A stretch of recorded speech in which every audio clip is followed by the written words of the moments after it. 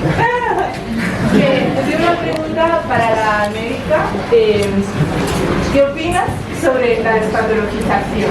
O sea, ¿ha sido un movimiento acertado respecto a la salud de las personas trans?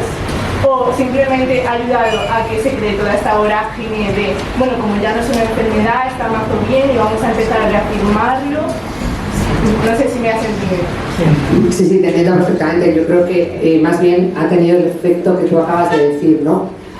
Como ya no es algo patológico, es algo muy aceptado, incluso muy ensalzado en redes sociales, es brutal, ¿no? O sea, está absolutamente defendido, protegido.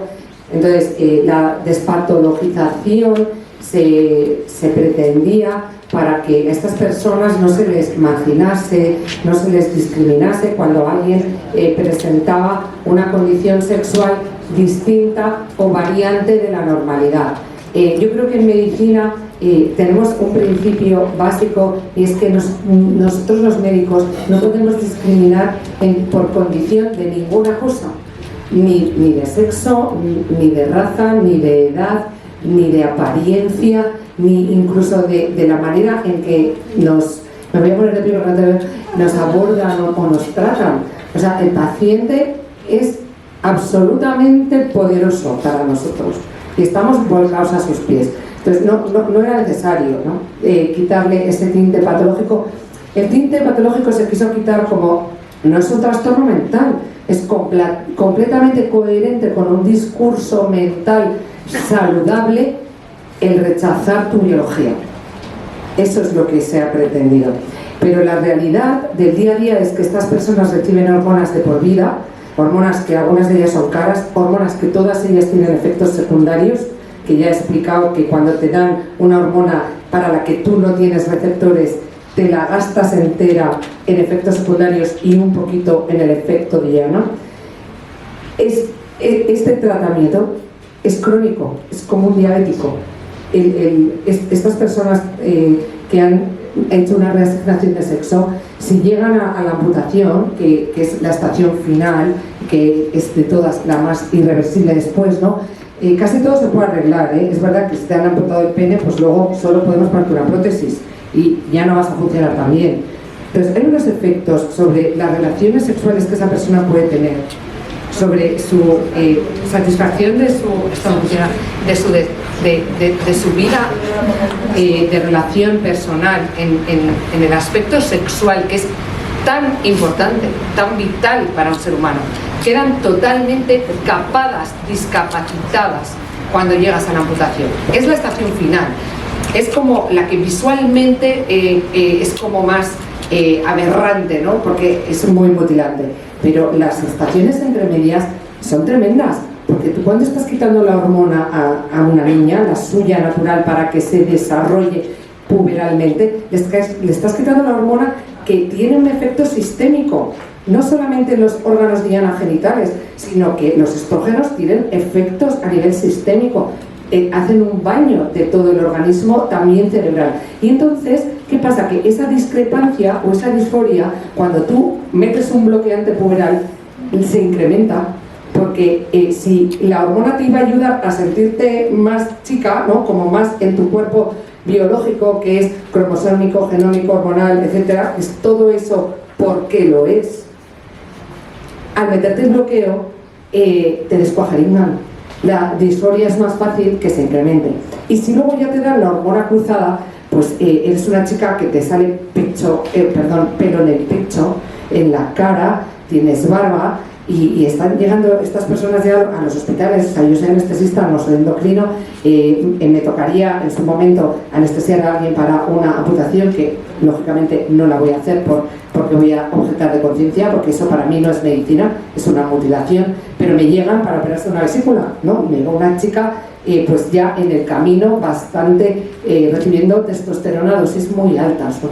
Entonces esto es una realidad clínica, no hay despatologización, hay una patologización de por vida, y no hacía falta que nos dijeran que estas personas no hay que encerrarlas, que hay que tratarlas bien, hay que tratarlas bien a todos los pacientes, ¿no? Perdón, que me estoy bien. No me preguntéis más, porque yo me enrollo un montón. ¿Puedo hacer una pregunta? Perdón. Que habláis de la despatologización, sé que la pregunta no era para mí, lo siento. Que yo estoy a favor de la despatologización de las personas trans, al igual que estoy a favor de la despatologización de los problemas psicológicos. Es decir, una persona con disforia de género no es una persona enferma, al igual que una persona con depresión no es una persona enferma. Es una persona que está sufriendo y que tiene problemas psicológicos por alguna cuestión ambiental.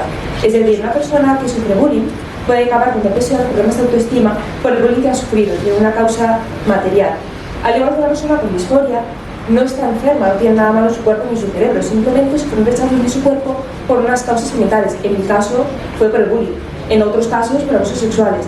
Entonces me parece que sí que hay que despatologizar, pero despatologizar tiene con lo que decía Luisa. Despatologizar es precisamente no patologizar en el sentido médico, no decir que esas personas necesitan cambiar sus cuerpos, porque lo que habría que hacer sería ayudarles a ser felices. Él quería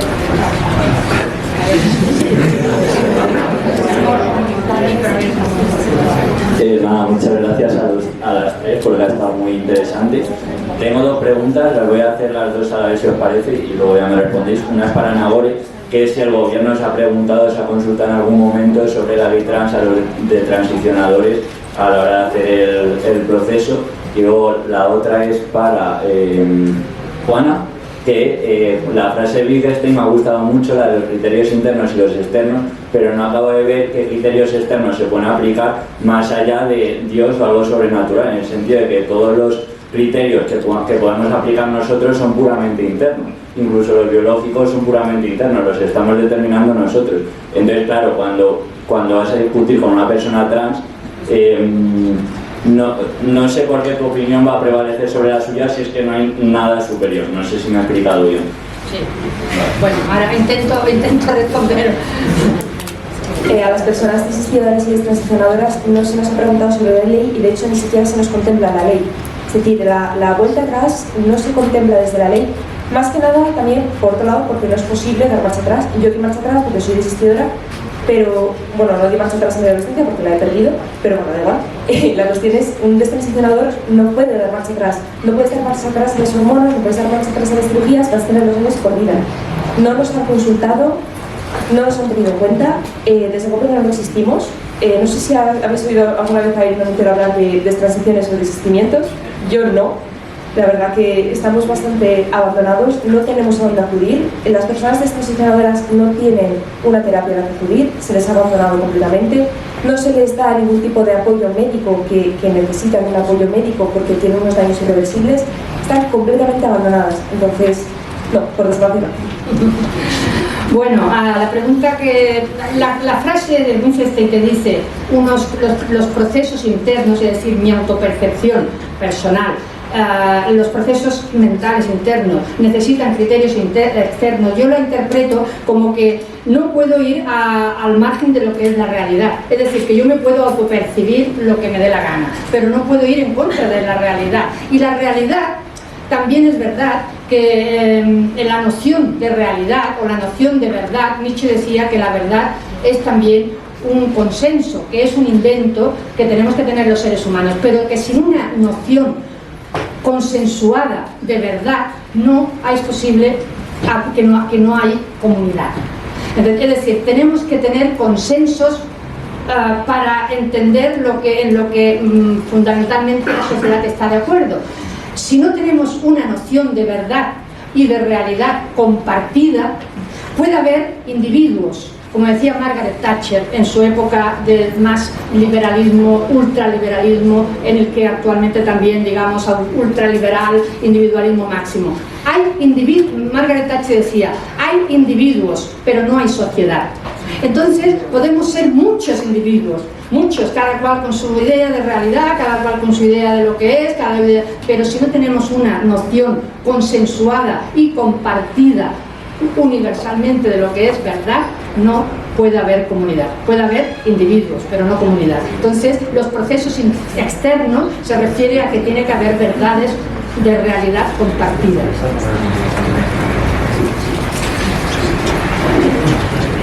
Hola.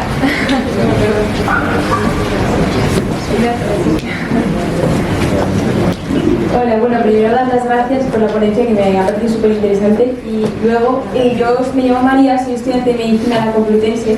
Entonces, tanto Nagore como Luis habéis mencionado que la terapia hormonal es irreversible, ¿no? Pero bueno, es que me parece que es irreversible. Bueno, pues a mí en clase, en pediatría en concreto, hemos tenido clase de transexualidad y tal cual la frase del profesor, que es médico en el hospital, es que es totalmente reversible. Entonces, bueno, no sé si podéis hablar un poco en este tema.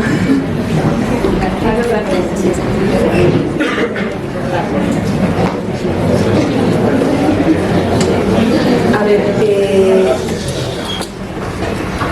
lo primero, los estudios que se están haciendo están empezando ahora mismo a hacerse y por otro lado hay evidencia científica súper extensa de que no es reversible. La evidencia científica, a ver, podéis entrar en la página web de Amanda, hay un apartado de recursos y en el apartado de recursos hay un montón de artículos científicos que hablan de la irreversibilidad de estos tratamientos e incluso los propios transicionadores están hablando de ello ahora mismo. En España tenemos a Sandra, que es un hombre que transicionó a la apariencia femenina y está intentando dar marcha atrás y habla de que no puede dar marcha atrás porque su cuerpo ya no aguanta, o sea, tiene una cantidad de problemas físicos que ya no puede dar marcha atrás, haga lo que haga, sigue teniendo que tomar hormonas feminizantes porque su cuerpo no sostiene otra cosa y de hecho ni siquiera esas hormonas, está teniendo un montón de problemas. Entonces, bueno, ahora Luisa ya supongo que de forma más científica, pero eso, que la buena mano está toda en ello. Claro, Sandra es muy joven todavía, pobre. Entonces, bueno, eso. Bueno, es simplemente este profesor tiene que revisar la literatura científica. Amanda ha hecho un esfuerzo brutal de revisar toda la literatura científica internacional, espectacular, o sea, para una tesis doctoral lo que has revisado, enhorabuena Marta, y tenemos a... Tú eres la presidenta, ¿no? Bueno, somos horizontales. Bueno, presidenta horizontal. Pero bueno, así un poco la dirigente. No, que está aquí Marta, y yo me sorprendí muy gratamente y muy positivamente por Amanda. Yo metí mi cabeza en esto, por la literatura científica que ha revisado y que me han aportado cuando yo he tenido dudas. O sea, es un tema científico, es ciencia, o sea, esto no es una cuestión de principios o de mi manera de pensar o mi manera de ver el mundo, o es que yo vengo de esta ideología o vengo de esta otra. O sea, son hormonas que se administran sin ensayos clínicos que lo sostengan para esa indicación, totalmente off-label, y que ya han demostrado, porque desgraciadamente esto ya tiene un recorrido muy largo en Canadá, en Estados Unidos y en otros países europeos. Estas personas tienen daños en su cuerpo que no cambian. Por ejemplo, la testosterona produce un cambio en la voz que es para siempre. El crecimiento del clítoris también, y además produce muchísimo malestar. Y luego todo el trastorno que hay en lo que os contaba antes, a nivel de las relaciones sexuales, quedan totalmente interferidas por esta hormonación.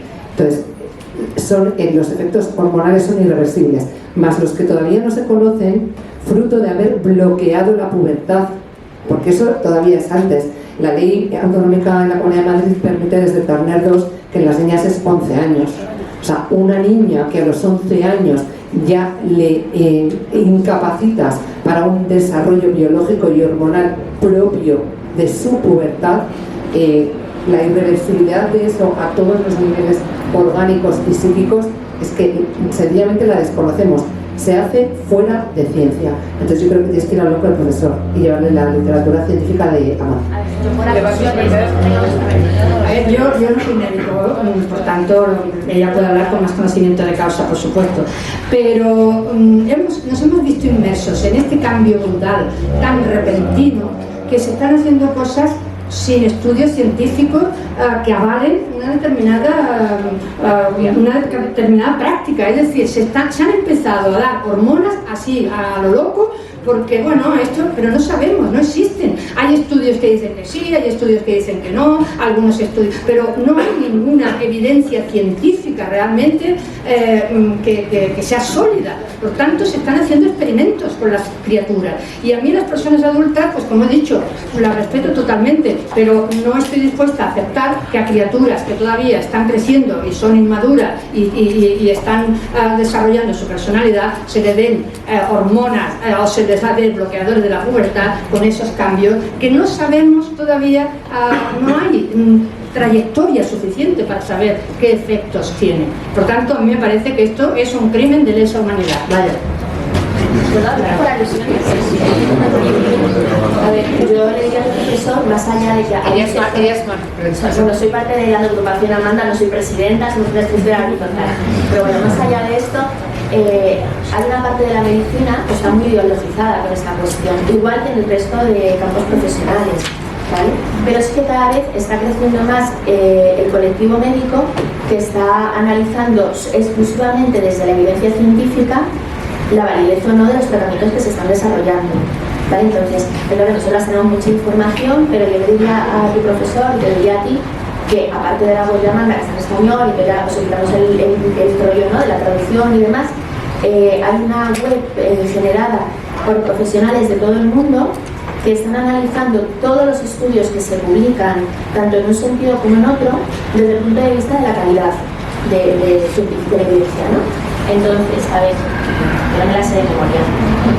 Es la sociedad por la medicina de género basada en la evidencia. Yo no lo diría en inglés porque pronuncio fatal, pero la web es segm.org y es la mayor base de datos ahora mismo que puedes utilizar para hacer estudios, para buscar estudios, ya digo, en todos los sentidos, tanto en un sentido más prudente como aquellos que están más ideologizados, y lo que están haciendo es analizar cómo ha sido la base del estudio, si hay un seguimiento adecuado de cada uno de los sujetos que han sido objeto de estudio, etcétera, etcétera. Entonces, desde ahí es bastante interesante. Y luego es verdad que, igual que en otras facultades hay mucho problema porque están muy ideologizadas, en las facultades de medicina también está pasando, y está pasando en las facultades de psicología. O sea, eso es una realidad.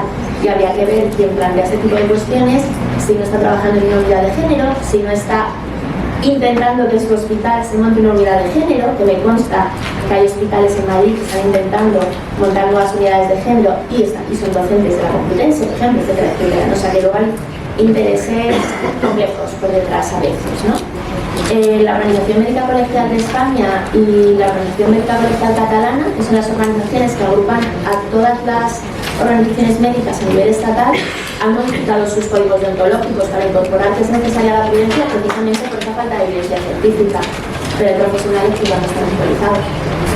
El doctor Becerra, por ejemplo, que es uno de los grandes tótems de la medicina transgénero en España, que es el creador de la unidad de género de Ramón y Cajal, en una entrevista publicada este mismo mes, ha reconocido la falta de evidencia, ha reconocido que no hay solvencia para los tratamientos que se están realizando y que existe esta problemática por la población adolescente, a la que nos está atendiendo con una adecuada calidad y que la ley además impide esa adecuada calidad.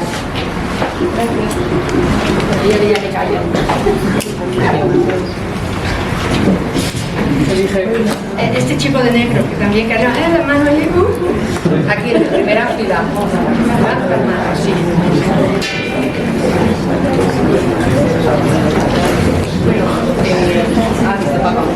Bueno, no pasa nada, amigo. no, porque me cojo el micro porque... Bueno, la disforia de género no es el único tipo de disforia que existe, ¿no? Por ejemplo, las personas con anorexia o con bulimia pues también sufren una disforia corporal. Yo creo que lo que me pregunto es qué evidencias o qué se le dice a estos estudiantes de psicología, porque me parecería una locura que alguien con anorexia, tú fueses a un psicólogo y te dijese, es verdad, cariño, estás como una bola.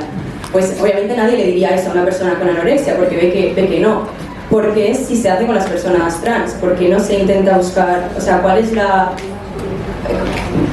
evidencia psicológica para que en una universidad de psicología se enseñe que eso es lo normal?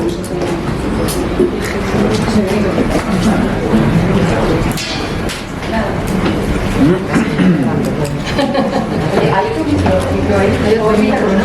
Este no funciona. Sí, hay que y que se pasa ahí.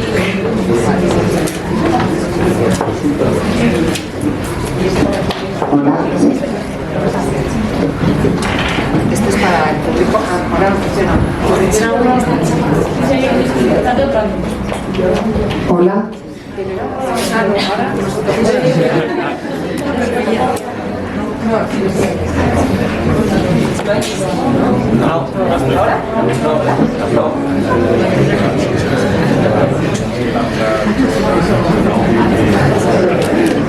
¿Hola?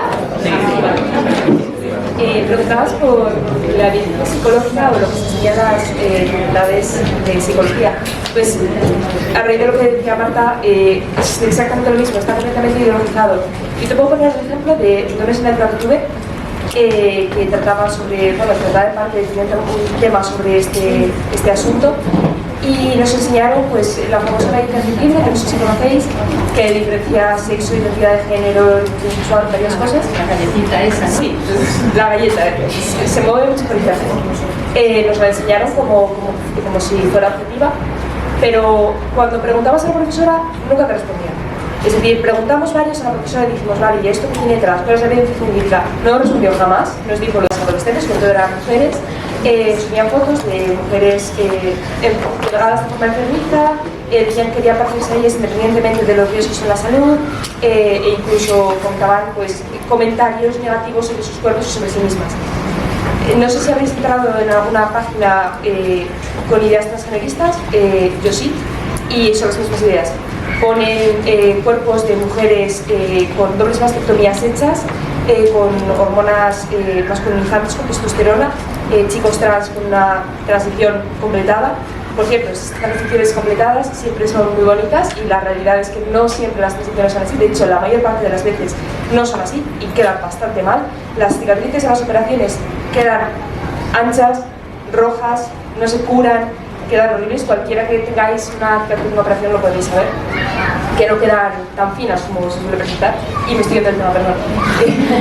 Eso, que es bastante similar. Lo que pasa es que como ahora hay un movimiento político detrás, no se está utilizando el mismo discurso social, no se está viendo con la misma gravedad que haya niñas que estén ignorando los efectos secundarios, que cuando se veía con gravedad ignorarse los efectos secundarios están extremadamente delgadas.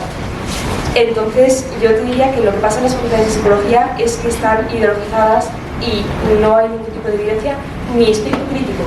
Tú en la facultad de psicología, desde mi punto de vista, yo creo que deberías poder levantar la mano a cualquier profesor y decirle no estoy de acuerdo contigo y que el profesor te diga por qué y tener un debate en la clase, porque estás jugando con la salud mental de personas. Cuando te gradúes vas a jugar con la salud mental de personas y no se está pudiendo hacer. Te están presentando datos, cuando preguntas por las fuentes científicas no te las dan, no están fomentando ningún tipo de debate, te están dando ideología, unos te dan de un lado y otros de otro, pero el caso es que no puedes debatir, entonces no tienes ningún tipo de forma de saber eso. Y bueno, por parte de los compañeros es lo mismo, ahí me han acusado y me han amenazado con pegarme palizas y de la facultad.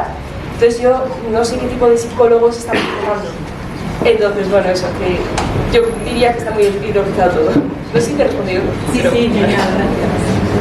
¿Alguien quería preguntar algo? No, pero Él quería llevar luego le damos a Jaime. Hola, yo también he querido hablar desde el primer momento, la verdad. Desde que yo entré prácticamente. Primero, o sea, se está como publicitando esta charla como un debate, entonces también me gustaría que fuese un debate y no una cuestión de una pregunta, y por eso os voy a decir varias cosas. Primero, aunque no tiene nada que ver con vosotros porque vosotros sois ponentes, pero esto es una charla sobre personas trans y no hay ninguna persona trans aquí que pueda defender su punto de vista, cosa que yo he hablado con la organización, pero bueno, igualmente lo quiero dejar todo claro porque me parece que también necesita un espacio para defender o para validar su punto, que me parece lo más humano. Segundo que todo, también me he encontrado con los compañeros que estaban defendiendo unos derechos, que yo creo que me parece muy personal, y les he preguntado que si los habían dejado entrar, porque yo quería entrar, quería ver lo que ibais a decir, porque ante todo quiero saber qué estáis diciendo, y me dijeron que no los habían dejado entrar porque había demasiado aforo. así que también para que sea, pues que esté ese testimonio ahí también. Y yo iba a ser la moderadora de esta ponencia, pero decidí no hacerlo por cuestiones pues, de que no estuviese ninguna persona trans aquí. Y quería preguntaros también por datos que yo he mirado. Porque no sabemos si hay personas trans en el público. Hay alguna persona trans, pero no tiene por qué decirlo. A nivel oficial no hay ninguna persona trans. Oficial, no hay listas oficiales y sobre las personas. Perdón, estaba hablando. La organización sí, me consta que convocó a todos los estudiantes. Me consta que se les invitó como ponentes. ¿Cómo te llamas? Sofía, muy bravo. Sofía, encantada de conocerte. ¿Te falta información, Sofía? No, porque estaba iba a participar en la ponencia como moderadora y tengo la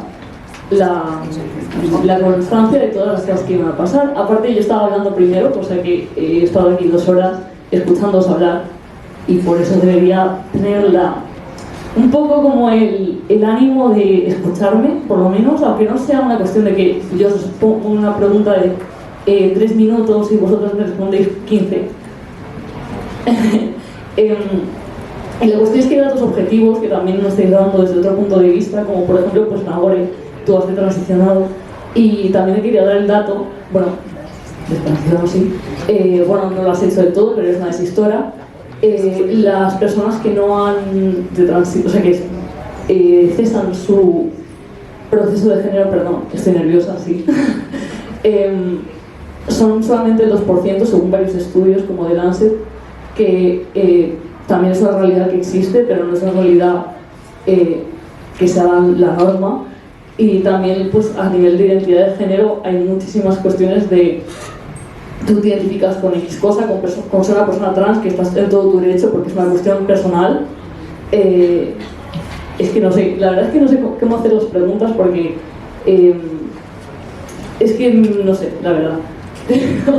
Pero solamente decir que la cuestión de las hormonas, de poder hormonarte, es una cuestión que está es una cuestión individual, que las personas forman parte de decidir qué quieren hacer con su cuerpo o no qué quieren hacer con su cuerpo. También ser trans no tiene por qué ser una cuestión física, como hemos hablado, es una cuestión de género, de una cuestión de interacción social. Por lo tanto, puede haber un chico que tenga pechos y ser considerado un chico porque lo es, y una chica tener barba y ser una chica porque lo es, porque así se ha identificado y lo es. Y la pregunta, que pues aquí ya después, que ya no podéis hablar 15 minutos o lo que queráis, es sobre por qué os cuesta tanto tener la idea de que una persona puede identificarse de otra manera y por qué estáis tan en contra hasta el punto de tener que hacer una charla en la universidad sobre por qué la gente trans o no existe o no debe existir. Muchas gracias por tu intervención. ¿Hola? Vale. Muchas gracias por tu intervención. Se agradece que haya una voz crítica entre el público.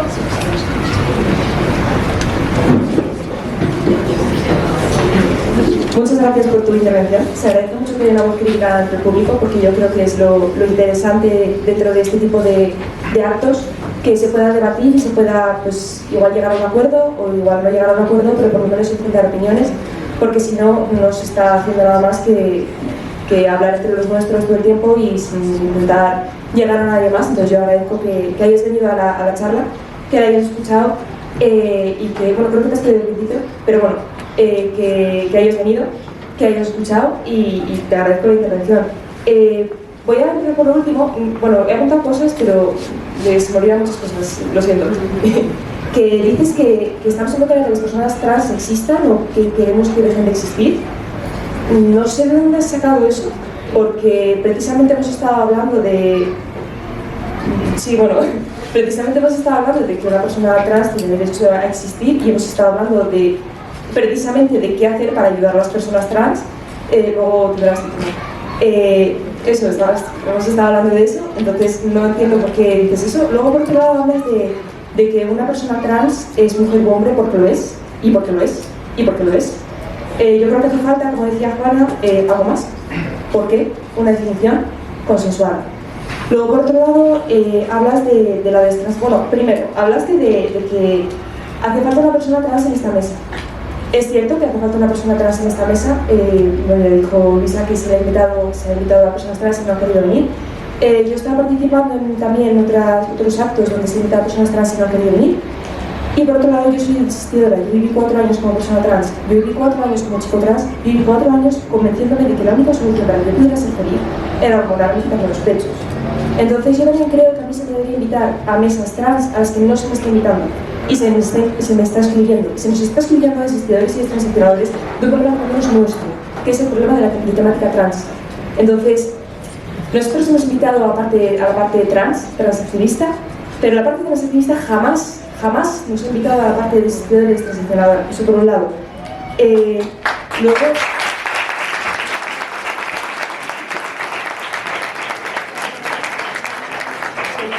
compañeros defendiendo derechos, bueno, yo creo que es un poco más de lo mismo. Quiero decir, podrían entrar y haber hablado de ello. Yo creo que realmente su postura, o sea, quiero decir, es legítima, poder defender su postura. Es un país con opiniones plurales y evidentemente hace falta debate. Al igual que una persona de Podemos debería debatir con una persona de Vox. Quiero decir, es necesario el debate, es necesario confrontar opiniones. Entonces, bueno, yo creo que habría sido bueno que hubieran venido aquí y hubieran hecho como has dicho tú, que te lo agradezco, que es venir a presentar tu propuesta. Luego, por último, ya termino, perdón, soy muy pesada, el 2% de destransición del artículo de Lancet. No sé si has ahondado un poco en ese estudio. Ese estudio, por un lado, es un país que para acceder a la hormonación exigía 6 meses mínimo de terapia psicológica exploratoria. Es decir, para acceder a la hormonación, las personas antes tenían que ir a terapia y averiguar si había un problema previo que estuviera influyendo en su decisión transicional. A las personas que tuvieron un problema previo, o un problema de salud mental previo, o un problema de salud mental grave, no se las dejaba hormonarse, no se las dejaba transicionar. Con lo cual, ya estamos basándonos en una legislatura completamente diferente al español, en la que este tipo de evaluación no se hace. Luego, por otro lado, el seguimiento que se hace, te explico un poco cómo es allí. El seguimiento que se hizo en el estudio fue, se contaban las personas que habían ido a recoger hormonas en la farmacia, que era el 98% de las personas que habían sido, que les habían quitado las gónadas. El 98% de las personas a las que les habían quitado las gónadas se habían yendo a recoger hormonas. ¿Qué pasa? Que si te han quitado las gónadas, no puedes dejar de recoger las hormonas. Entonces es imposible que dejes de recoger las hormonas. Ese 2% ha buscado ayuda en otro tipo de salud, en la salud posiblemente privada, porque la salud pública no da ningún tipo de cobertura a estos retornos. Entonces, evidentemente van a recoger la medicación porque de otra forma se mueren. Su cuerpo no los sostiene. Entonces, ese 2% de destransición es cierto, es un 2% de destransición según los parámetros de ese artículo, pero no podemos extrapolarlo ni al caso español ni a que existe un 2% de destransición entre la población trans. Bueno, hay varios puntos más del artículo que creo que se me está olvidando comentar, que lo tienen en la web de Amanda, que cualquiera que pueda entrar puede, o sea, que quiera entrar puede observarlo. Espera. Vale, no, es que yo esa idea de que porque es una charla que se va a hablar del tema trans, de la ley trans, no hay ninguna persona trans, no la comparto. Es lo mismo que cuando no comparto que porque, por ejemplo, haya una charla sobre prostitución, tiene que haber una persona prostituta, o si se habla del convenio de la hostelería, tiene que haber un camarero. Es decir, las personas, este tema es de interés social. Y tanto si eres trans como si no lo eres, como si eres lo que sea, nos interesa a toda la sociedad. Por tanto, cuando se habla, como tú dices, de las personas trans, es como si se considerara que ya son una categoría específica de personas. O como si se hablara de la prostitución, como si las mujeres prostituidas tuvieran una especificidad que necesariamente tienen que estar representadas. A mí me interesa el tema de la prostitución, como me interesa el tema trans, como me interesa el tema de la drogadicción y como... de Madrid, no sé quién me lleva, porque no conozco a nadie en Madrid. Debe ser. Coño, que no sé cómo. Quiero decir que aceptaría, por ejemplo, que en un debate como este hubiera una persona que defendiera la postura, no necesariamente que fuese trans, sino que defendiera la postura para debatir. a mí me parecería bien, igual que me parecería bien, he estado en muchos debates o en muchas reuniones sobre prostitución y me parece bien que haya una persona abolicionista y una persona que es regulacionista, me parece bien, pero no necesariamente, parece como si estas personas fueran una condición y por lo tanto algo innato, y eso es como, no, son personas normales y corrientes y ya está, con su situación determinada, pero el problema, los problemas sociales nos afectan a todas las personas. Por tanto, eso de que, es que no hay ninguna persona trans, es que esa persona trans no va a representar a todas las personas trans. Se va a representar a sí misma o a sí mismo y va a explicar su historia, pero no va a representar el colectivo como tal representante. Entonces, que invitaran a una persona que está de acuerdo con todo el tema con el cual, por ejemplo, nosotras no discrepamos. Pero esto se trata, y hasta el punto de hacer un debate en la universidad, pues sí, hace falta debatirlo porque no nos están dejando lugar para debatir y la universidad es el mejor lugar para debatir. Si no debatimos en la universidad, ¿dónde vamos a debatir?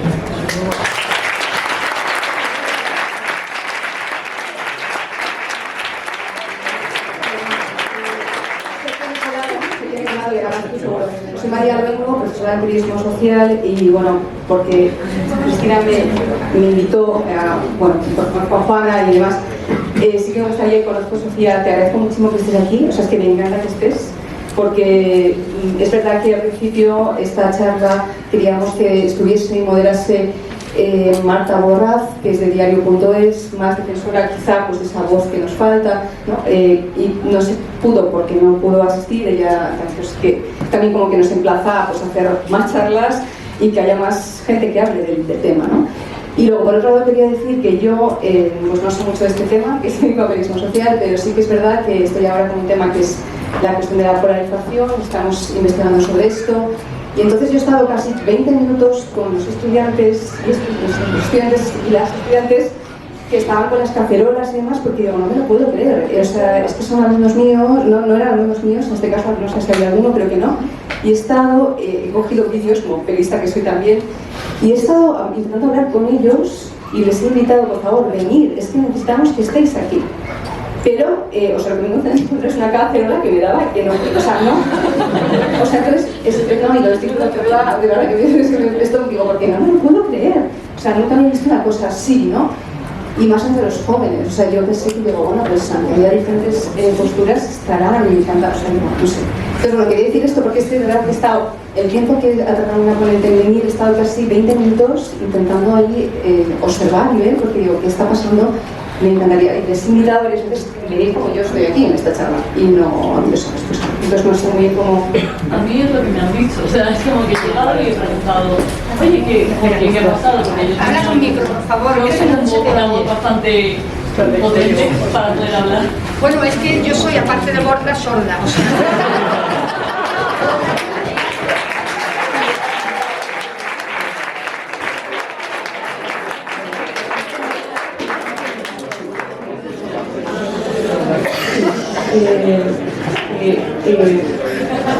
Yo lo que he hablado con las personas que estaban abajo es lo que les he preguntado, o sea, no tengo por qué tampoco justificar lo que me han dicho, ¿no? Porque es lo que me han dicho de que no los habían dejado entrar por el aforo, pues no sé, también que se ría o se hagan caras cada vez que digo algo, o que o sea, es que no sé, se siente como un ambiente demasiado hostil para tener en cuenta que estoy aquí junto a mi compañero sola para intentar defender una cuestión o una identidad o una definición de género que, es que, por ejemplo, en el caso del feminismo, o sea, en charlas feministas, es que es absurdo que no haya una persona feminista que pueda defender su punto de vista, o en la prostitución, siempre si se habla de identidades, de vivencias sociales, debería haber siempre una persona que ha vivido eso.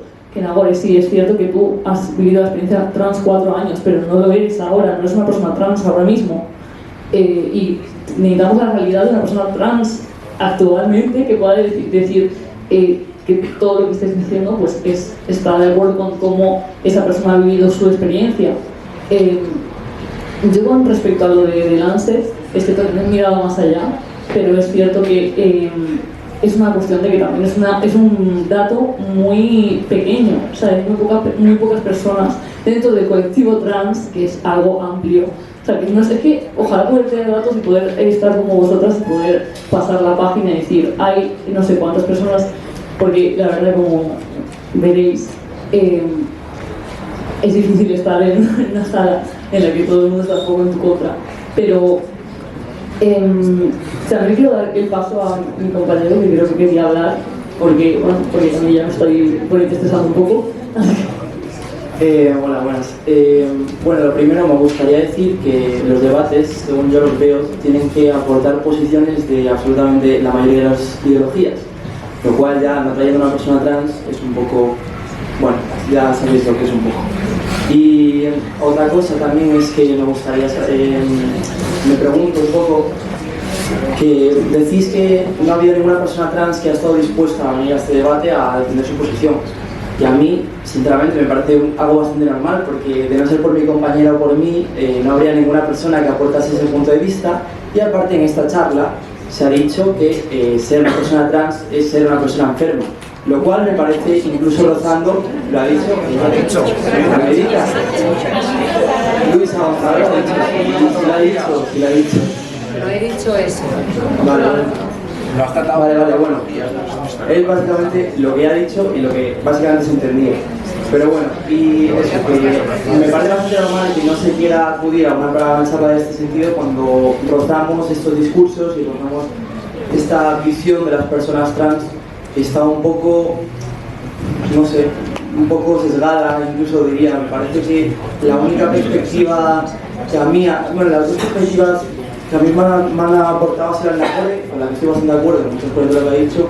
Sí que es verdad que la de trans, la que por cierto mucho nos ha hablado, hay una falta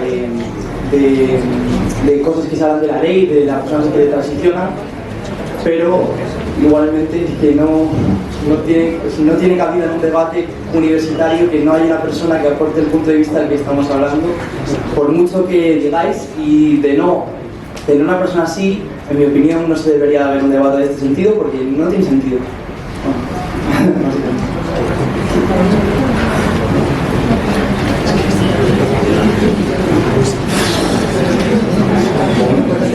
Decías, cuando hay un debate, una charla en la que solo se expone una opinión, ya sabéis lo que es un poco. Supongo que dices lo mismo de las charlas transactivistas en las que no se pone la opinión contraria, que ya sabes lo que es un poco. Entonces supongo que dirás lo mismo. Y bueno, por el otro lado, así que yo creo que en el hecho de Luisa, yo creo que no se refería, quiero decir, los conceptos en psicología, dentro de psicología, es verdad que hay que estar un poco puesto para diferenciarlos desde mi punto de vista, porque hablar de problema psicológico o de trastorno para ciertas personas, eso implica que estás hablando de una enfermedad. Y es completamente falso. Y yo creo que Luisa, cuando hablaba de patología, no se refería a enfermedad, se refería simplemente a que rechazar tu cuerpo, odiar tu cuerpo, implica que tú estás mal psicológicamente. No se refería a crear ningún tipo de patología, ¿no? Luisa, confirma, Luisa lo confirma. ¿Las personas trans son personas enfermas? No son personas enfermas. Entonces, ya solucionado ese tema, las personas trans no son personas enfermas. Las personas trans que rechazan su propio cuerpo tienen un problema, que es que rechazan su propio cuerpo, y eso genera mucho malestar. Lo sé porque lo he vivido. Y sé que rechazar tu cuerpo pues, te hace pues, tener malas ideas. Entonces, bueno, eso. Buenas tardes. Bueno, primero gracias a las ponentes, me ha parecido muy interesante todas las charlas en distintos aspectos. Gracias también a todos los alumnos que habéis preguntado. No pensaba hablar porque no me gusta hablar en público, pero ciertamente hay cosas que me parece que quiero comentar porque a alguien le aportan. Soy pediatra en un hospital, el más grande de Madrid, y he hecho guardias muchísimos años de pediatría, me dedico a la oncología pediátrica. Este tema no se ve, o sea, he venido como para aprender más, pero hay algo que me llama la atención. O sea, esta charla no es para nada para hablar sobre la población trans, al contrario, me parece fenomenal. Es una charla en relación con la ley trans, que es una ley que afecta a la población infantil y adolescentes. Yo trato a diario con niños y adolescentes porque es mi trabajo y les veo pasar sus crisis antes de diagnosticarles una enfermedad oncológica. Y son una población obviamente muy inmadura, muy como tenemos todos altibajos, pero el momento de la pubertad es un momento en que cualquier niño pasa una crisis en muchos aspectos de su vida. Si a eso se le suma cosas que son más actuales como bullying, etc., todo esto dificulta mucho la infancia. Y a esto le hemos añadido un problema, que es que todo el tema de la identidad de género, que les hemos generado un problemón añadido porque estos críos, yo soy pediatra hace ya muchos años, y este problema no lo tenían hace 10 años. Hace 10, 15 años, bueno, 10, incluso 8, no había el número de intentos de suicidio que vemos en la urgencia, no había el número de intentos autolíticos y de cortes constantes, que decir que es lo que más deprime en las guardias, no el ver debuts diabéticos o incluso un tumor. Estas son cosas que la naturaleza te llega un tumor, te llega. Pero estamos generando un daño a los niños bestial. Eso es lo que yo lo veo como pediatra y fuera de todo tipo de ideología. Luego, esto es incoherente. ¿Por qué? Porque estamos en contra de que se case a una niña o de que una niña gitana se case menor de edad. Pero una niña inmadura, absolutamente inmadura, puede decidir sobre lo que quiere ser en un futuro. O sea, está ya generándose lo que va a ser, si quiere ser hombre, quiere ser mujer, en un futuro, cuando tiene una inmadurez absoluta. Y no se permite a los padres que decidan sobre eso. Eso sí, en el hospital yo tengo que, cuando un niño no está acompañado del padre o de la madre, llamar a los padres para que vengan porque tienen que estar acompañados. O sea, tienen que estar acompañados, no pueden estar unas horas solo, pero sí que pueden decidir si quieren ser hombre o mujer. O sea, esto es absolutamente incoherente, o sea, unas absurdeces tremendas, vale. Luego, otra cosa, el cáncer infantil, en gran medida, no quiero decir, pero bueno, lo que quiero comentar sobre esto, el tema de la publicación del Lancet, por desgracia en medicina también la ideología ha llegado a las publicaciones, o sea que ahí no me fío, quiero decir, por mucho que esté el Lancet en New England Journal of Cancer, me da igual, o sea, la ideología ha llegado. Tanto es así que igual, por ejemplo, a mí este tema no me atañe, pero la reproducción asistida hay más riesgo de cáncer en la infancia, y eso es obvio, como lo veo en el día a día. O sea, le pregunto, ¿embarazo normal? No, embarazo por fecundación, embarazo por inseminación, hay más riesgo, y es muy lógico, o sea, se manipula los cromosomas, más riesgo. Eso no se puede publicar, nadie quiere meterse en eso. ¿Por qué? Porque te encuentras todos los compañeros que hacen reproducción asistida de frente. O sea, en medicina la ideología ha llegado, no nos engañemos. Entonces, y todos estamos con la boca callada, más cuando vas a un hospital público grande, o sea, que esto no es fácil, ¿vale? Y yo creo que ya está. Ah, bueno, otro tema que María ha mencionado, que en la Complutense, yo soy profesora de la Complutense de Pediatría. Entonces supongo que estás en el clínico, donde tiene una unidad de género, quiero decir, es que se dedican a eso, o sea, no van a enseñar en contra de tu propia unidad de género, ¿vale? O sea, tienen no sé cuántos pacientes tienen a mí. Evidentemente son los profesores, nosotros en donde estoy, que ya quiero no mencionarlo, no creo que den la clase así, pero vamos, si quieres comentarlo tú, si no soy capaz de escribir un mail y decir, oye, se ha comentado qué tal, por favor, revisa la literatura, ¿vale? Pues nada, yo creo que ya está, nada más. Gracias.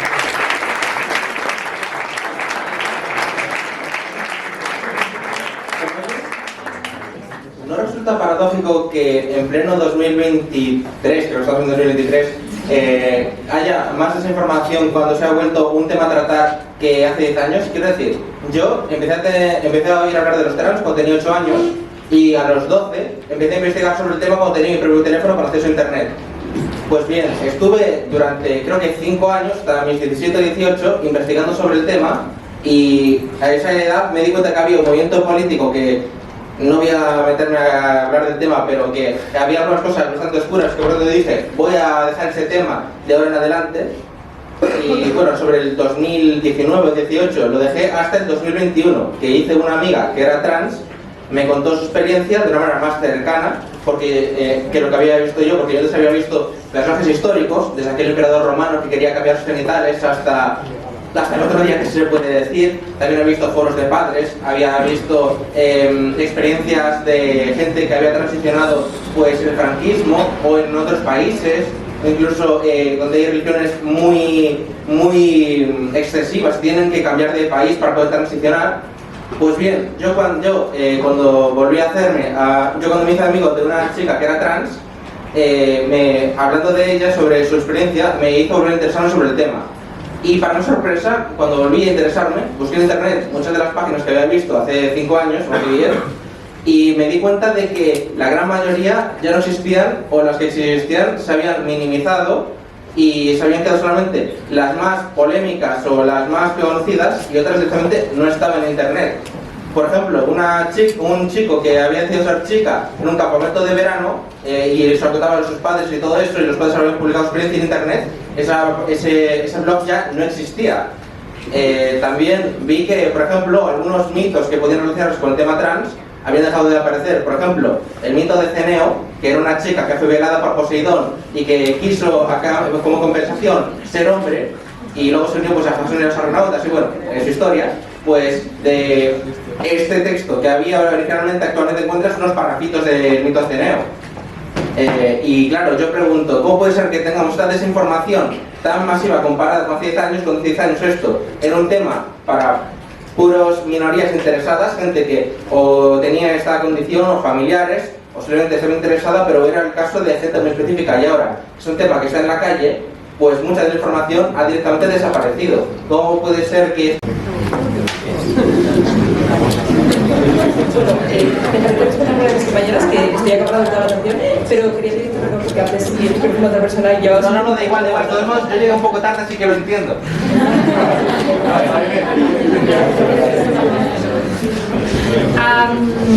Efectivamente, yo creo que nunca en la historia de la humanidad había habido tantas posibilidades de difundir información y de tener información como ahora, ¿no? Sí, pero es menos, lo raro. Sí, pero las condiciones existen, ¿no? Bueno, tenemos una superabundancia de información, pero paradójicamente sabemos menos, porque hay tal dispersión de cosas, que te caiga uno que inventa lo que le da la gana, no hay una jerarquía en la información. Lo mismo puede valer una opinión de una persona que lleva investigando un montón de tiempo un tema, como una persona que viene de nuevas y dice lo primero que se le ocurre. Entonces yo creo que lo que ha habido, yo no creo en conspiraciones de una mano negra, pero lo que sí que creo es que hay un mercado detrás muy importante. Es una cuestión de mercado. Y entonces, por ejemplo, que en Cataluña o en España, me parece, también le siguen los estudios que se han hecho de un 5.700% de aumento de chicas y de chicos que quieren transicionar. No, tenemos que explicar el porqué. O sea, o ahora resulta que todo el mundo le ha dado la vena y de ser trans. No, tiene que haber respuestas y por tanto tiene que haber preguntas de por qué está ocurriendo esto. Nunca en la historia de la humanidad un grupo tan minoritario había tenido tanto apoyo de las instituciones, de las universidades, de las entidades públicas, de las entidades privadas, de la ONU y de todas las organizaciones. Por tanto, ahí hay un mercado. Y cuando se trata de mercado, somos 8.000 millones de personas los que conformamos ese mercado.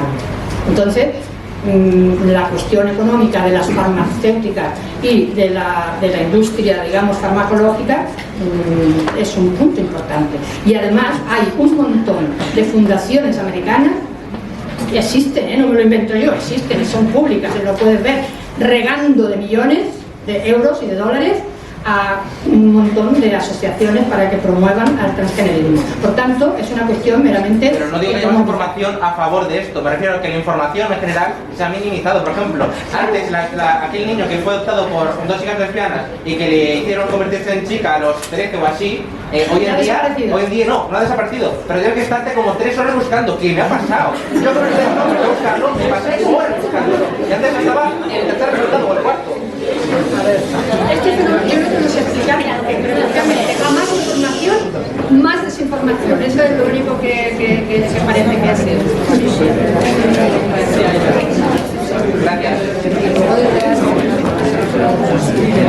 Hola, me encantaría responderte. Mira, yo soy periodista, me llamo Isabel Durán y me encanta, os felicito a todos los que habéis venido y también a los que se han ido, que me da mucha pena. Quiero decir que me parece interesantísimo. A mí en los debates, yo he hecho debates toda mi vida en la tele, en la radio, en todos lados, y me encanta que haya las personas que piensan distinto, porque eso enriquece, eso es muy bueno. Pero creo que los hechos son sagrados y las opiniones libres.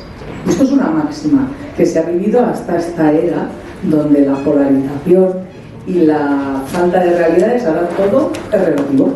Entonces, alguien puede decir, está lloviendo, y todos vemos que no llueve, y dice, no, está lloviendo. Y dice, no, es que no llueve. Bueno, hay gente que creerá que llueve y hay gente que dirá que no. Esto es un problema para la sociedad y para vosotros, que os hemos dejado. Pero dicho este rollo que no venía al cuento, sí que te cuento que lo que estás diciendo lo hacen los algoritmos. Yo escribí un libro sobre el impacto de las tecnologías, en fin, toda la evolución, y estamos viendo un mundo muy polarizado. Y resulta que Google, si hacemos una prueba en este aula, la misma búsqueda, ponemos ley trans Amanda, ¿vale? O ley trans España, lo digo para no poner. A ti te va a salir una búsqueda distinta que a mí, distinta que a él, distinta que a ella, porque eso es los algoritmos. Pues es muy difícil, es muy complicado, pero sencillo. Tú tienes un perfil único y una identidad única en Internet, ¿vale? Y a ti te impactan de una manera diferente a la que me impactan a mí. Ya está. Entonces, que ahora te sale pequeño o grande, ya verás, cuando busques 100 veces, lo primero que te va a salir y mucho más grande es lo que estás buscando, porque te perfilan, ¿no? Pero dicho esto, solamente quiero decir una cosa. Y lo digo porque lo de los hechos son sagrados. Aquí nada, nunca, no he escuchado una sola palabra, y siento haber llegado tarde en Gore, pero era difícil encontrar en este sitio. No he escuchado una sola palabra en contra de los trans. Aquí nadie se ha metido con los trans. Lo digo porque me da pena que se han ido estos dos, que me encanta lo que han dicho, pero la verdad la tienen que respetar. Aquí no se ha dicho una palabra en contra de los trans, al revés, se ha dicho que hay que cuidarles. Yo he escuchado a Luisa decir que hay que cuidar a todas las personas, que no pueden distinguir a nadie ni por el físico, ni por el sexo, ni por la religión, ni por nada, es que lo ha dicho clarísimamente. Luego no vale manipular. Manipular es una desgracia, que hay gente que se dedica a hacerla. Se puede opinar, pero los hechos se respetan. Gracias.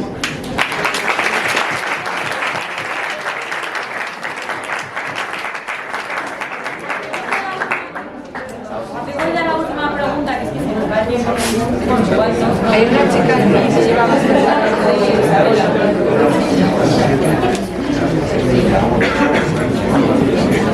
Hola, bueno, yo me he perdido la primera parte porque estaba en clase, pero siento que se ha enfocado la problemática trans más en el hecho de tener que hormonarse u operarse, o sea, los efectos negativos o los efectos secundarios que provoca los tratamientos quirúrgicos o hormonales,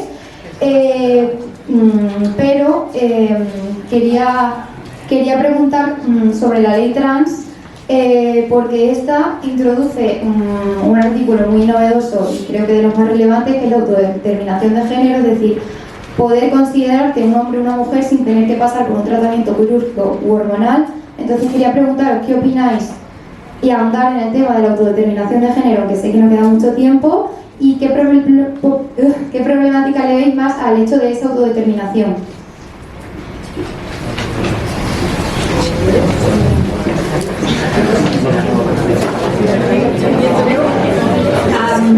A ver, es que esta ley no va de trans, porque esta ley se debería llamar de autodeterminación de sexo. No es una ley para resolver los problemas de las personas trans. Eso es una parte de la ley, pero la ley lo que introduce es que todas las personas mayores de 16 años se pueden autoidentificar, y no el género, el sexo, porque lo que se cambia en el registro civil no es el género. El género es cómo tú, según las palabras de Judith Butler, performas, cómo tú te muestras al mundo, cómo actúas ante los demás. Pero el sexo es lo que esas personas van a cambiar. Por tanto, ¿qué problemática le veo yo? Primero, que yo no puedo decidir por mí misma, ahora soy hombre, ahora soy mujer, porque tengo un cuerpo y ese cuerpo es el que es. Y segundo, porque eso va a constar en las estadísticas futuras. Por ejemplo, en la salud tiene efectos, porque no es lo mismo el cuerpo masculino que el cuerpo femenino. No es en el deporte, porque no son lo mismo las marcas de las mujeres que de los hombres. Va a tener efectos en todo, en las estadísticas. Por ejemplo, en Inglaterra ya hay mujeres agresoras sexuales que ha crecido de la cifra. Ha crecido la cifra de agresoras sexuales mujeres. ¿Cuándo las mujeres han ido por la calle agrediendo a los hombres?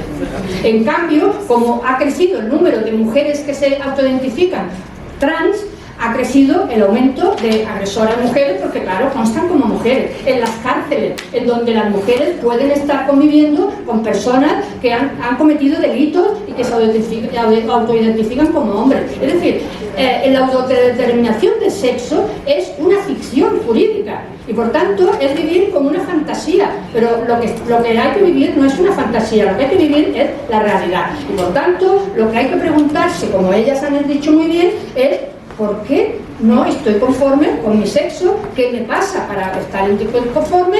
Y después me puedo vestir de lagarterana si me da la gana, pero lo primero es intentar resolver por qué quiero cambiar de sexo. Además, es que se inaugura un nuevo binarismo. Hay gente que está en contra del binarismo, pero resulta que ahora hay binarios y no binarios. Luego es un nuevo binarismo, los binarios y los no binarios.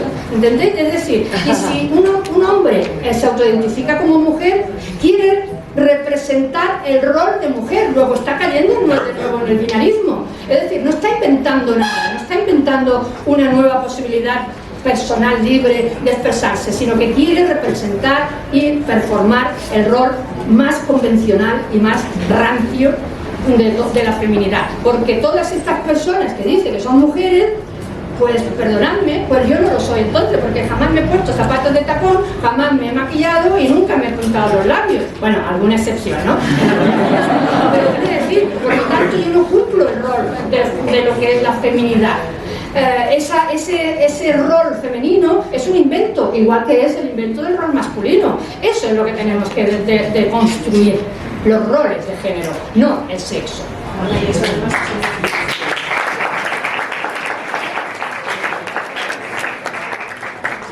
Yo antes un poco de la opinión feminista, de la opinión feminista radical, y sí que considero que la ficción de cambiar de sexo en el registro es una ficción. Evidentemente un hombre no pasa a ser biológicamente mujer, pero sí que considero que históricamente ha habido una problemática que, bueno, lo ha comentado el chico por aquí, que ha habido una problemática histórica, que son personas que han rechazado su sexo desde edades muy tempranas y que muchas de ellas acaban dando marcha atrás al finalizar la pubertad, pero algunas de ellas siguen con un malestar que les es imposible llevar una vida plena. Y esas personas, el tratamiento hormonal y el tratamiento quirúrgico puede aliviarles en algunos casos el sufrimiento. Todavía está en investigación, evidentemente, porque estos tratamientos son experimentales, pero sí que considero que no habiendo una solución que sea efectiva para todo el mundo, puede que haya personas que necesiten este cambio registral que no, bueno, que evidentemente no es realmente un cambio de sexo, sino simplemente una ficción que les puede permitir llevar una vida más plena. Entonces sí considero que esto podría ser beneficioso para algunas personas.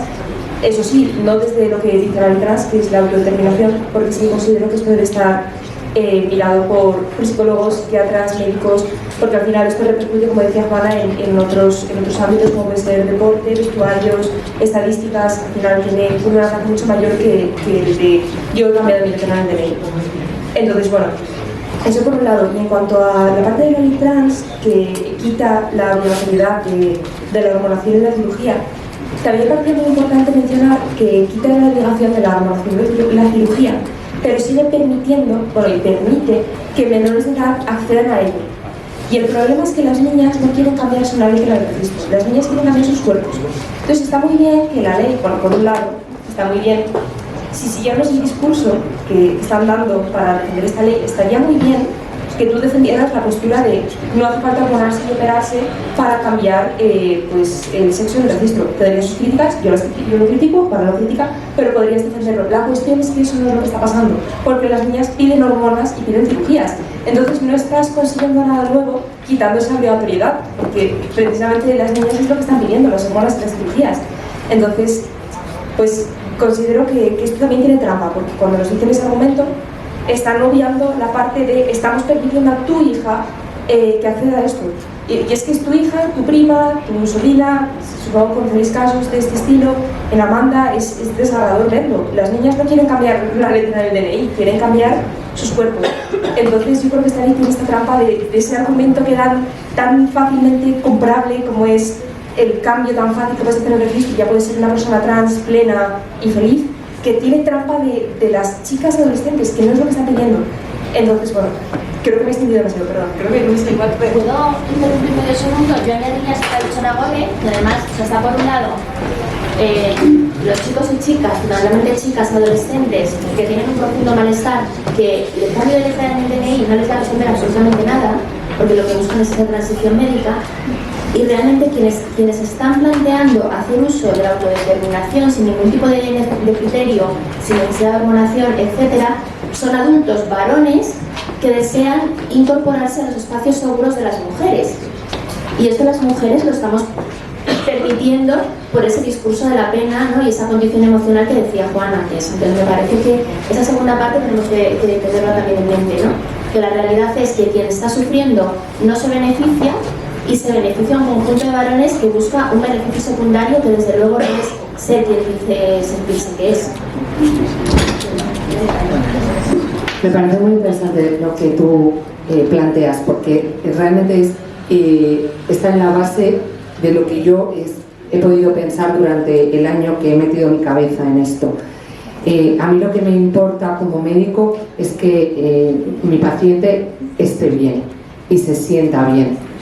Y estos pacientes se autolesionan y tienen trastornos de la conducta, trastornos psiquiátricos de un amplio espectro de trastornos que van desde la ansiedad hasta la psicosis, mucho mayor que la población general de la misma edad, y cursan ingresos psiquiátricos con muchísima frecuencia. En concreto, en las unidades de agudos psiquiátricos suponen el 70% de los pacientes.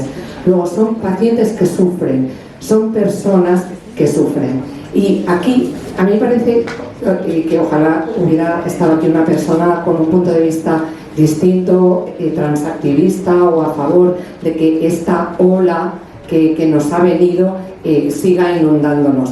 Yo le respetaría como persona. A mí me parece que todas las personas somos equivalentes, tenemos el mismo valor y por tanto somos igualmente dignas y respetables. Pero a mí no todas las ideas me parecen igual de respetables. Yo he traído aquí un poco el nacionalsocialismo porque creo que todos somos muy sensibles ante el exterminio de personas humanas que se consideraron de segunda categoría, y hubo muchas personas buenas que, canceladas por una imposición cultural ideológica muy fuerte, no se atrevieron a responder. No se atrevieron a responder a personas que las metían en unas condiciones infrahumanas. El meter a una chica de 12 años en un bloqueo puberal, en una hormonación cruzada, es como meterla en un campo de concentración en la Segunda Guerra Mundial. Es un daño personal, aquí mi colega pediatra os lo ha dicho. El drama que tenemos actualmente en la urgencia es que de las 40 urgencias psiquiátricas que recibimos cada día, 30 tienen este problema. Y esto es un contagio social sin precedentes. Nunca en salud pública, en medicina preventiva, se ha dado un aumento de casos en ninguna condición, en ninguna patología como esta, y que obedeciese a una alteración estructural, anatómica, fisiológica en la persona. Luego la causa no es una causa médica, que ese cuerpo nació confundido. Es una causa externa, son factores externos. Hay un contagio social desbordante y apabullante y poderosísimo, y que está confundiendo a las personas, a personas bien intencionadas, como las que han intervenido aquí esta tarde, que tienen toda la buena intención de defender a sus colegas, y a mí me parece fenomenal, y como amigos, ole, que habéis defendido a vuestros colegas, qué pena que no estén para escucarme. Pero aquí es un tema muy serio. Estamos hablando de ecología humana, estamos hablando de escuchar el lenguaje de lo que son las personas. Los seres humanos tienen un gran valor. No podemos tratarles como cobayas, no podemos experimentar con ellos, respetando mucho cómo se sientan o la persona que se sienta.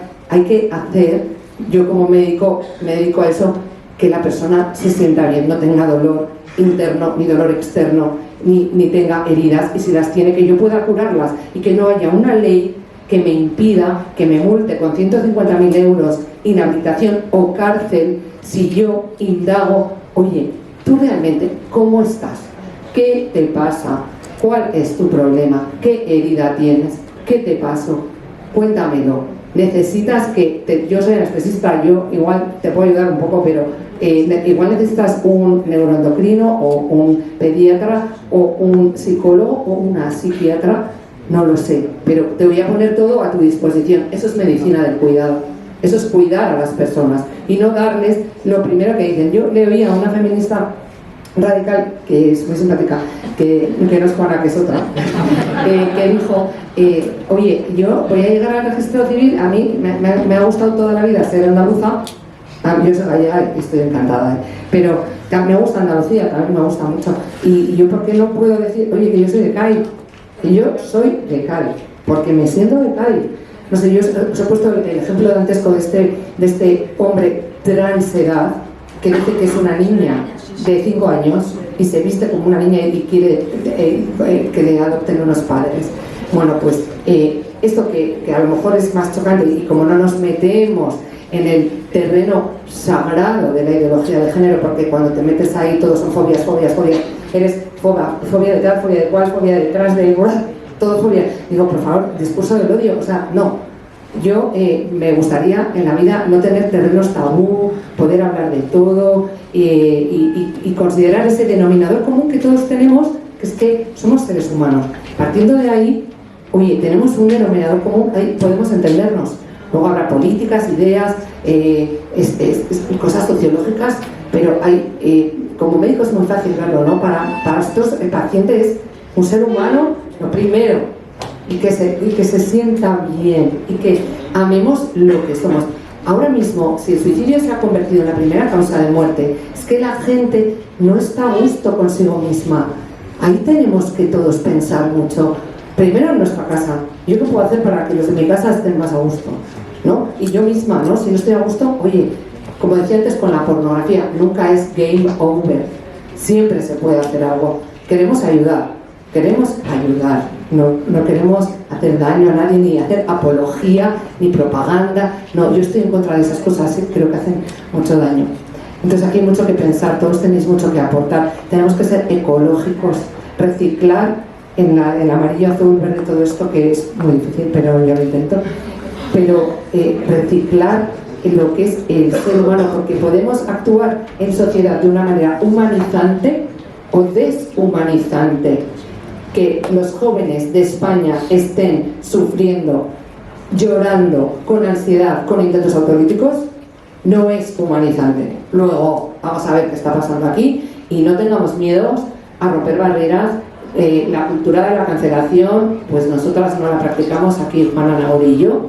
No entramos a esto, no pasa nada, se puede ser valiente y estar abierto a todo el mundo, ¿no? Bueno, yo sé que me rodea, ¿no?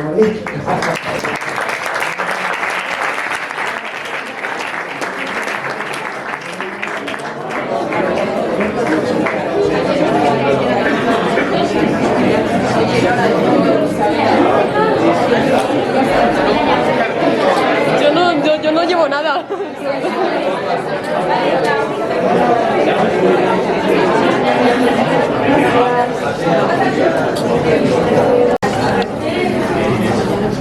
Tal vez esta es una buena pregunta para sacar.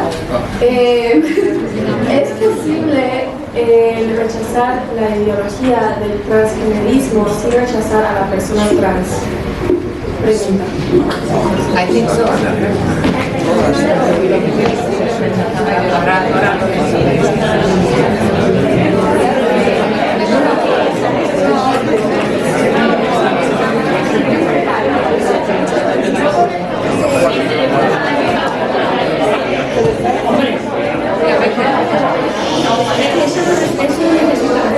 Claro que se puede rechazar la ideología transgenerista sin rechazar a las personas trans. Yo misma tengo a mi alrededor personas trans y amigas y hijas de mis hijos, amigos de mis hijos. O sea, yo estoy rodeada de personas trans. Yo creo que soy la persona que más trans conoce en Barcelona. Que me dediqué un año entero a estudiar el transgenerismo, no que se llamaba todavía, ni siquiera se llamaba transgenerismo, porque no existía en el 2009 esa palabra, ¿no? Ese palabra. Yo no rechazo a las personas trans, por supuesto que no, claro que no. Ahora, el transgenerismo tiene, o la ideología que intenta explicar que la identidad de género es algo innato y que lo mismo se puede manifestar como una especie de energía interior a los 3 años como a los 50, francamente no la comparto y la combatiré porque la veo irracional. La veo irracional, no la veo sensata, no la veo según mi capacidad de reflexionar y de entender. Eso, por supuesto. Yo me pongo a la ideología transgenerista precisamente por defensa de las personas trans, porque yo creo que nos está tratando a las personas trans con la dignidad, la empatía y el respeto que merecen a través del transgenerismo. Yo creo que toda esta ideología que empuja a las personas que se identifican como trans a la formación y a la cirugía está siendo dañina con esas mismas personas. E incluso hay personas transexuales que se oponen a este tipo de ideología desde precisamente lo que comenta Juana, la realidad del sexo biológico, y que lo rechazan por unas causas concretas y que deben ayudar, se les debe ayudar a lidiar con esas causas, incluso a acompañar a su organización si esto lo necesita. Entonces yo creo que claro que es posible rechazar la ideología transgenerista, respetar a las personas trans, y creo que precisamente respetar a las personas trans es rechazar la ideología transgenerista, y yo creo que para esto también me baso también en estas propias personas transexuales que lo dicen, que se está medicalizando a personas que se identifican como trans cuando realmente no debería ser necesario. Entonces, yo creo que estoy bastante alineada con ese discurso de tranquilo para las personas trans. Yo ya no digo nada más, solo recordaros el PET. ¿Os acordáis de la diapositiva del PET?